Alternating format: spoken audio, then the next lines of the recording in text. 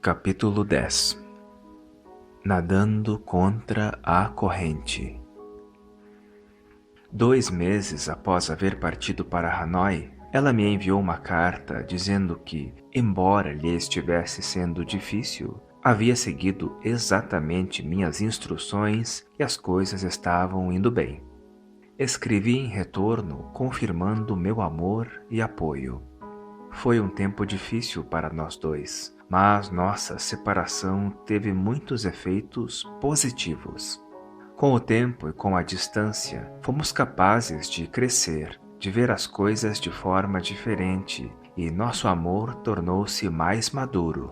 O elemento do apego havia diminuído, permitindo que a flor da compaixão e da bondade amorosa desabrochasse. A separação não destruiu nosso amor, fortaleceu-o.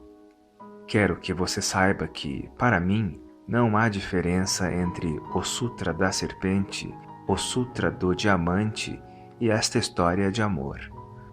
Ouvir a história de amor pode ajudar você a entender o Dharma, e ler o Dharma pode ajudar você a compreender a história de amor. Você pode perguntar: o que aconteceu depois? O que aconteceu depois depende de você. Se você pergunta: qual o nome dela? Onde está ela agora?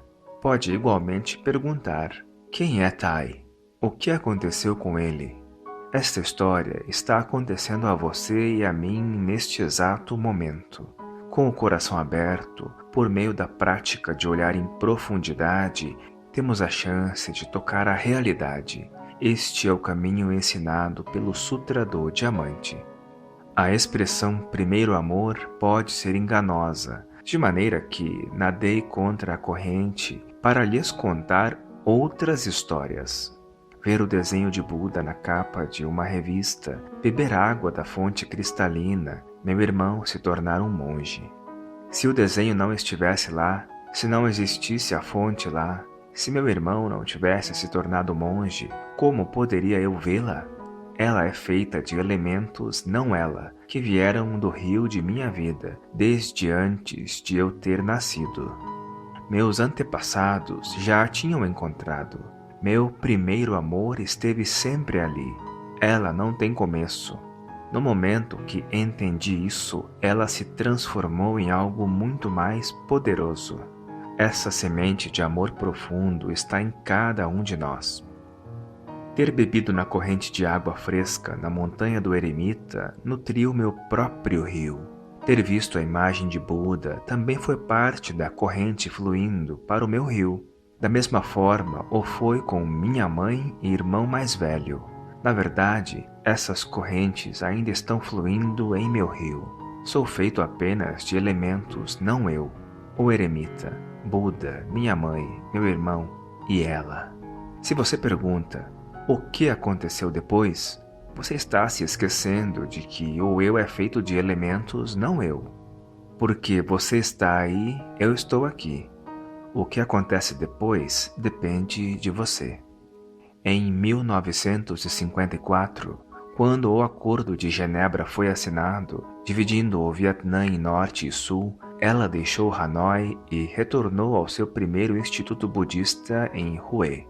Fiquei contente, porque ela estaria na mesma parte do país em que eu estava, no sul do 17º paralelo, e haveria oportunidades para nos vermos outra vez. Escrevi a ela dando, como sempre, meu apoio. Muitos refugiados, budistas e católicos, migraram do norte para o sul. Era um tempo de grande confusão no país.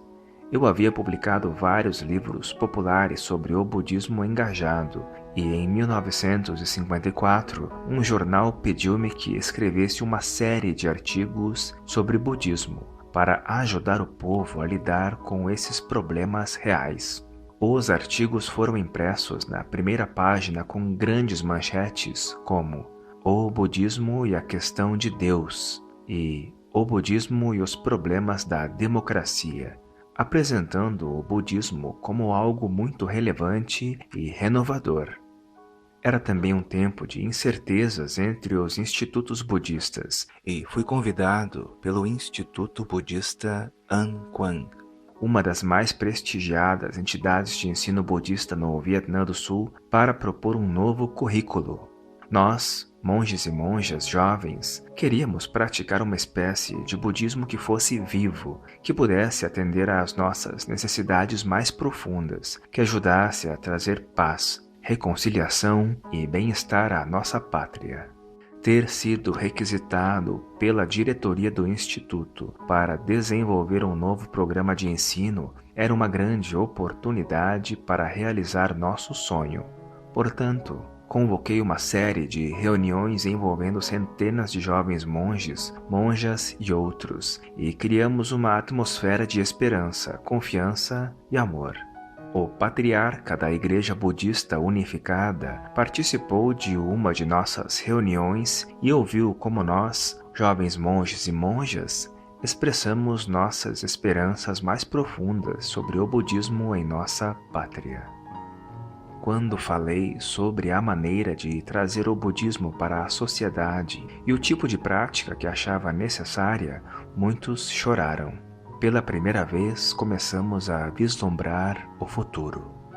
Propusemos que o currículo do Instituto Budista An Quang incluísse não apenas os ensinamentos básicos do budismo, mas também filosofia, ciência e idiomas do Ocidente, e outros assuntos que nos poderiam ajudar a compreender nossa sociedade e o mundo contemporâneo. Era animador estar envolvido naquilo que eu havia sonhado por tão longo tempo. Claro que havia resistência por parte da hierarquia do budismo conservador e de leigos que não estavam prontos para aceitar as mudanças, mas, apoiados por jovens monges e monjas e jovens budistas leigos, nossas propostas finalmente foram aceitas. Começamos a publicar uma revista chamada Primeiras Flores de Lótus da Estação, pensando nos monges e monjas jovens que representavam as novas flores de lótus do nosso tempo. Nessa revista, nos expressávamos naturalmente e de forma moderna. Eu apoiava os monges e monjas jovens, porque sabia das dificuldades e sofrimentos que haviam enfrentado. Muitos deles estão agora ensinando no Vietnã e no Ocidente, mas ela não estava lá, estava em Hue. Enviei várias cartas para ela, informando-a de todos esses eventos, dando-lhe apoio e mostrando-lhe meu amor, mas não recebi resposta. Em 1956, viajei para Hue. Por esse tempo, eu era bastante conhecido no país como mestre budista e escritor interessado na geração mais jovem. Fui antes visitar meu primeiro mestre, a quem não via há muito tempo, e passei 2 semanas maravilhosas com ele no templo que fora meu lar. Fui então visitar minha família, e depois passei várias semanas no Instituto Budista em que estudara e praticara pela primeira vez. Sentia-me bem-vindo em todos os lugares. Eu havia escrito a ela dizendo que ia chegar e presumi que ela pediria permissão para ser acompanhada por uma irmã do Dharma para visitar-me em meu templo. Isso teria sido natural. Não ficaria bem para mim ir até seu instituto e pedir para vê-la. Mas ela não veio me ver e eu não podia entender por quê. Mais tarde, fiquei sabendo que ela jamais recebera minhas cartas e sequer soubera que eu estive lá. Meu amor por ela não diminuiu, mas ele não estava mais confinado a uma só pessoa. Eu estava dando apoio a centenas de monges e monjas que desde aquele tempo se haviam multiplicado em milhares, e ainda assim aquele amor estava ali, maior e mais forte. Em 1956, quase não havia monges e monjas no Vietnã praticando serviço social. Hoje muitos são doutores, enfermeiras, professores, babás, etc., praticando compaixão e bondade amorosa todos os dias. Em Plum Village, nós também fazemos parte dessa prática. O budismo engajado se espalhou, inclusive no Ocidente. Mas então tudo era novidade e tive que me dedicar a escrever livros e praticar bem para ajudar a promover a atualização do budismo. Se você quer saber o que aconteceu depois, por favor, olhe profundamente para dentro de você mesmo. Se você está sereno, sorrindo, inspirando e expirando conscientemente, você compreende. Mas, se você está apegado à noção de um eu, uma pessoa, um ser vivente ou uma extensão de vida, não pode compreender a natureza do meu verdadeiro amor, que é reverência, confiança e fé.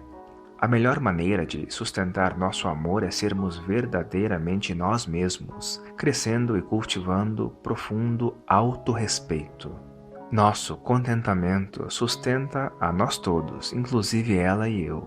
De alguma forma, ela ainda está aqui.